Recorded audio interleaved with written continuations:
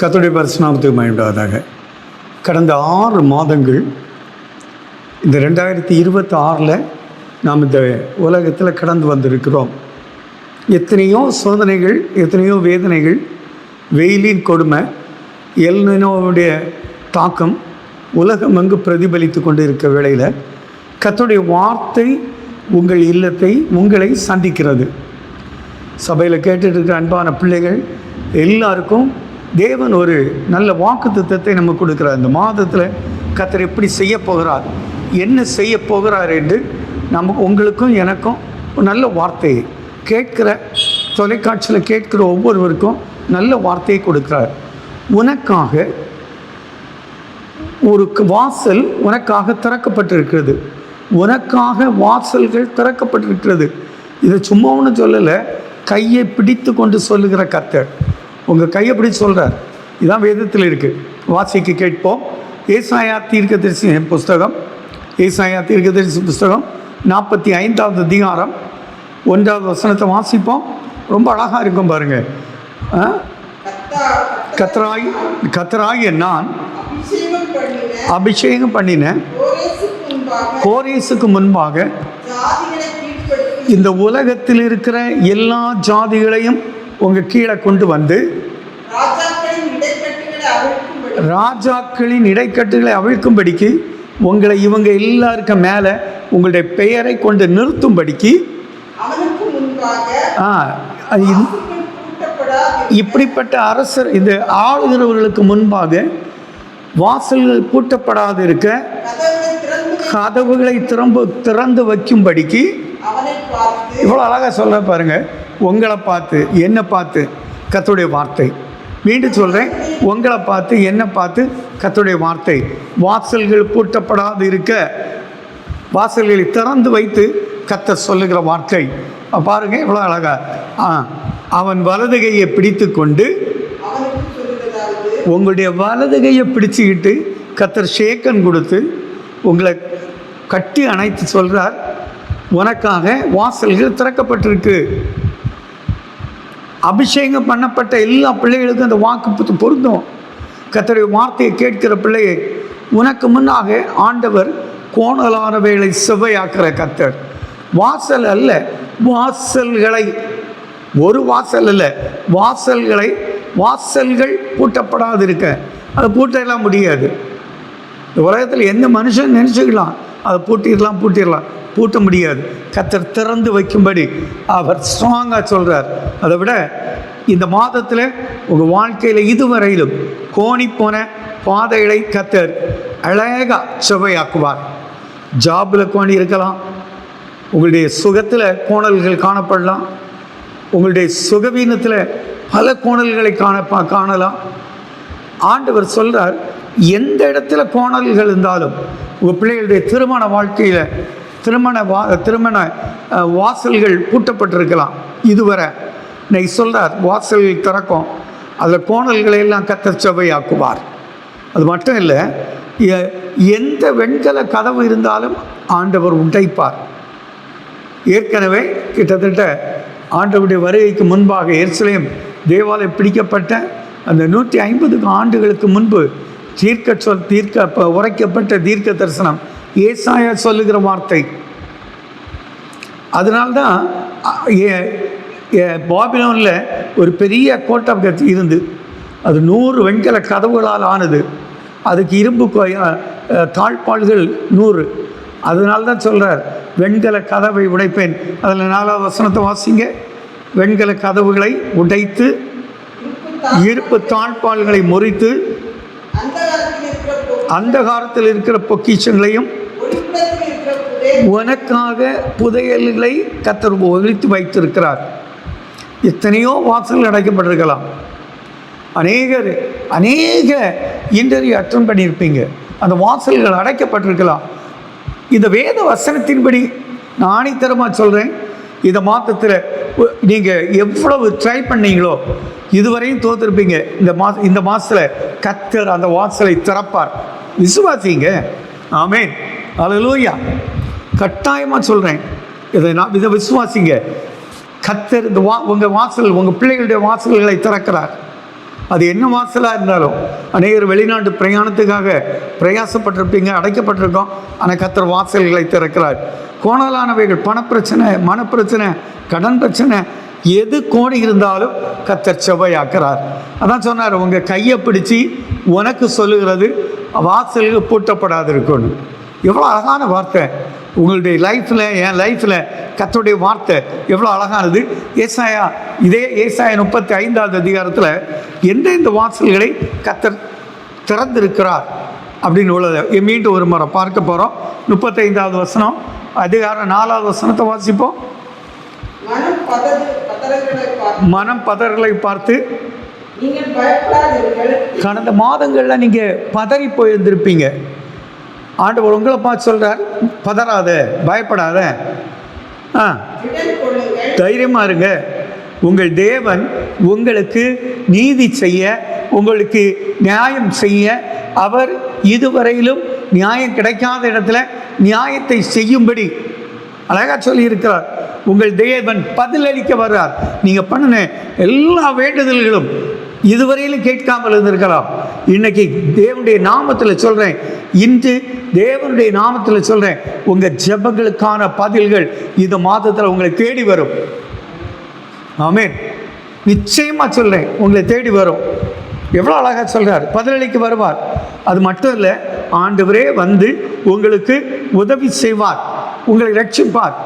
அந்த வசனத்தில் அழகாக சொல்லியிருக்கோம்.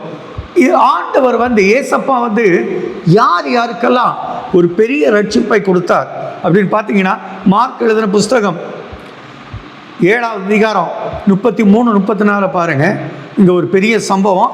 அந்த சம்பவத்தை வாசிப்போம். நமக்கு எல்லாருக்கும் தெரியும், அடைக்கப்பட்ட வாசலை கர்த்தர் எப்படி திறக்கிறார்.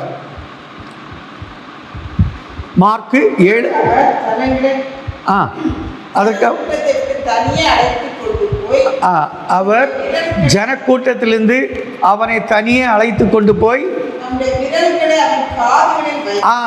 இதுதான் முக்கியம், எந்த இடத்துல வாசல் அடைக்கப்பட்டு இருக்கோ அந்த இடத்துல கர்த்தருடைய கரம் தொடுகிறது. உங்களுக்கு இதுவரையிலும் வாசல்கள் அடைக்கப்பட்டிருக்குமானால், இன்றைக்கு கர்த்தருடைய நாமத்தில் சொல்கிறேன், உங்களுக்காக வாசல்களில் அவர் தொடுகிறார். அந்த அடைக்கப்பட்ட அந்த காதில் கர்த்தருடைய கரங்கள் தொடப்படுகிறது. அவர் உமிழ்ந்து, எவ்வளோ அழகா பாருங்க, உமிழ்ந்து வானத்தை அண்ணாந்து பார்த்து பெருமூச்சு விட்டு எப்பத்தா என்றார், அதுக்கு திறக்கப்படுவாயாக. சும்மா ஒன்றும் இல்லை, ஆண்டவர் பரலோகத்தில் இருக்கிற தேவனை பார்த்து, ஏசப்பா, ஆண்டவரே, இயேசுவே அப்படின்னு கத்தரார் பாருங்க. ஏசப்பா பரலோகத்தில் இருக்கிற தேவனை அண்ணாந்து பார்த்து பெருமூச்சு விட்டு, பெரிய பெரிய பூட்டினது இந்த காதை, அந்த காதை யாராலும் திறக்க முடியல. கர்த்தர் அதே போல இதுவரையில் திறக்காத கதவுகள், உங்களுடைய பிள்ளைகளுடைய திருமண வாழ்க்கையில் உள்ள ப்ராப்ளம்ஸ் சால்வ் ஆகுது. நிச்சயமாக சொல்கிறேன், ஆண்டவருடைய நாமத்தில், தேவனுடைய ஏசப்பாவுடைய நாமத்தில் சொல்கிறேன், இயேசுவின் நாமத்தில் இதுவரையில் இருந்த அநேக திருமண உறவுகளில் உள்ள முறிவுகள் அகற்றப்படுகிறது. வாசல்களை திறக்கிற கர்த்தர் அந்த இடத்துல கையை வச்சு சொல்கிறார், உனக்கான கதவு திறக்கப்படுகிறது. எப்பத்தான் என்றார், திறக்கப்படுவாயாக என்று அர்த்தமா? சும்மா அதனால தான் சொன்னேன், தேவன் மகிமைப்படுகிறார். இயேசுவே வந்து செய்த காரியம் எல்லா ஜனங்களுக்கு முன்பாக நான் உங்களுக்கு சொல்கிறேன், இந்த மாதத்தில் இப்படிப்பட்ட அற்புதத்தை பாருங்க. திறக்காத கதவு நிச்சயமாய் திறக்கும். இன்னும் ஒரு வசனத்தை வாசிப்போம். யோவானுக்கு எழுதின புஸ்தகம் 9வது அதிகாரம் 7வது வசனத்தை வாசிப்போம். யோவான் 9:7. வேத புத்தகம் இருக்கிறவங்க என்னோடு கூட சேர்ந்து அதை எடுத்து வாசிங்க. நீ போய் சீலோவாம் களத்திலே கழுவு என்றார். அவர் உங்களை அனுப்புறது எதுக்கு தெரியுமா? கண்கள் திறக்கப்படுவ. இதுவரையிலும் அடைக்கப்பட்டிருந்த கண்கள், உலகத்தை பார்க்க முடியாதபடி பணப்பிரச்சனையில், நிந்தனையில், போராட்டத்தில் உலகத்தை பார்க்க நீங்கள் பயந்து போய் உள்ள இருக்கிறீங்களா? இன்னைக்கு கர்த்தர் சொல்லுகிறார், வெளியே வா. அந்த கண்களை திறக்கிறார். உலகத்தை காண்பாய்ங்க. அவன் உலகத்தை பார்த்தான். அவனுக்கு ஒரு புது உலகம். நம்ம ஒவ்வொருத்தருக்கும் ஒவ்வொரு புதிய உலகத்தை கர்த்தர் நமக்கு வைத்திருக்கிறார். எப்படி ஆதாமுக்கு ஒரு ஏதேன் தோட்டத்தை உண்டாக்கி வைத்தாரோ அதே போல இந்த உலகத்தில் ஒவ்வொருத்தருக்கும் ஒரு உலகத்தை வைத்திருக்கிறார். குறையில்லாத வாழ்வை கர்த்தரை நோக்கி பார்க்கும்போது நிச்சயமாய் இப்படிப்பட்ட பெரிய மீட்பு இருக்கு. அது மட்டுமல்ல, 1 கொரிந்தியர் 16:9 சொல்ற பாருங்க, ஒரு வாசல்கள் அல்ல. 1 கொரிந்தியர் 16:9 வாசிப்போம். வாசிங்க. ஏனெனில் 1 கொரிந்தியர் 16:9, ஏனெனில் இங்கே பெரிதும் அனுகூலமான கதவு எனக்கு திறக்கப்பட்டிருக்கிறது, விரோதம் செய்கிறவர்களும் இங்கு அநேகர் இருக்கிறார்கள். அப்போஸ்தலனாகிய பவுலுடைய ஊழிய பயணத்தில் வாசல்கள் அடைக்கப்பட்டதில் ஆண்டவர் சொல்றார், போ, அநேக வாசல்கள் திறக்கிறது. ஆனால் விரோதம் செய்ய தடுக்கிறவன், உங்கள் வளர்ச்சியை தடுக்கிறவன் இருப்பான். அதை கர்த்தர் பார்த்து கொள்வார், அவனை ஓட விடுவார். நீங்கள் கவலையப்படாண்டா, உங்களுக்கு ஒரு திறந்த வாசலை வைத்திருக்கிறார். இதை விட இது யாரை செய்கிறார் என்று சொல்கிற பாருங்க. 2 கொரிந்தியர் 2:12 பாருங்க, கர்த்தராலே எனக்கு கதவு திறக்கப்பட்டிருக்கையில், அழகாக சொல்ல, இந்த கதவுகள் எல்லாம் கர்த்தராலே எனக்கு திறக்கப்பட்டு, நானும் சொல்றேன் உங்களுக்காகவே இயேசப்பா கதவை திறந்திருக்கிறார். என்டர் பண்ணுங்க.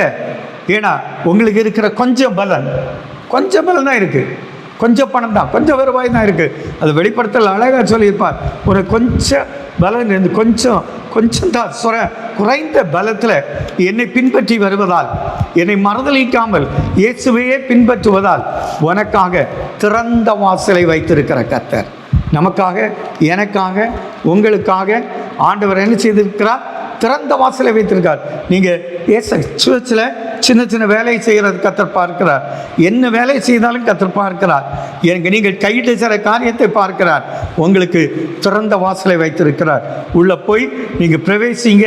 அந்த திறந்த வாசல் உங்களுக்காக திறக்கப்பட்டிருக்கிறது. இதுக்கு தான் உங்கள் வீட்டில் அவரே வந்து தட்டுறார். உங்கள் கூட உட்கார்ந்து பசி குறைவில்லாத, அப்பத்துக்கு குறைவில்லாதபடி அவரே போஜனம் பண்ணுவார். எவ்வளோ அழகான உங்கள் பிள்ளைகள் எல்லாம் உயர்ந்த சிங்காசனத்தில் ஏறி இருக்க பண்ணி ஆசீர்வதிப்பார். சும்மா ஒன்றும் சொல்லலை, அந்த திறந்த வாசல்கள் பூட்டப்படக்கூடாதுன்னு கட்டளையிட்டு இருக்கிறார். போங்க, உட்பிரவேசிங்க, தரிசித்துக் கொள்ளுங்கள். அது உங்களுக்கான வாசல். அந்த வாசலை ஏற்றுக்கொள்ளுங்கள், எடுத்துக்கொள்ளுங்க. கர்த்தர்களை ஆசீர்வதிப்பார். ஜெபிப்போம். எங்களால் தகப்பனே, இந்த அருமையான நாளைக்காய் ஜெபிக்கிறோம். ஏசப்பா, நல்ல வார்த்தை. உனக்கு வாசல்கள் பூட்டப்படாது இருக்கும். என்னை பார்த்து என் கையை பிடிச்சி, ஆண்டவரே என் கண்ணை பார்த்து, என்னை பார்த்து என் கையை பிடிச்சி எனக்கு சொன்னீங்க, போடாமானே, போடா மகளே, உனக்கு வாசல்கள் பூட்டப்படாது இருக்கும். அந்த திறந்த வாசலுக்குள்ள போ. உன் பலம் தெரியும், உன் விசுவாசம் தெரியும், நீ வச்சிருக்க, நீ கர்த்தருக்காக செய்கிற ஒவ்வொரு பணிவிடைய தெரியும். நீ போ, கர்த்தர் உன்னோடு இருக்கிறார். ஆண்டவர் இந்த மாதம் முழுவதும் குறைவில்லாத வாழ்வை கொடுத்து ஆசீர்வதித்து நன்மை செய்வன் நல்ல பிதாவே, ஆமென். என் ஆத்துமாவே கர்த்தரை ஸ்தோத்திரி, என் முழு உலகமே பரிசுத்த நாமத்தை ஸ்தோத்திரி. என் ஆத்துமாவே கர்த்தரை ஸ்தோத்திரி, கர்த்தர் செய்த சகல உபகாரங்களை மறவாதே, ஆமென். ஹல்லேலூயா.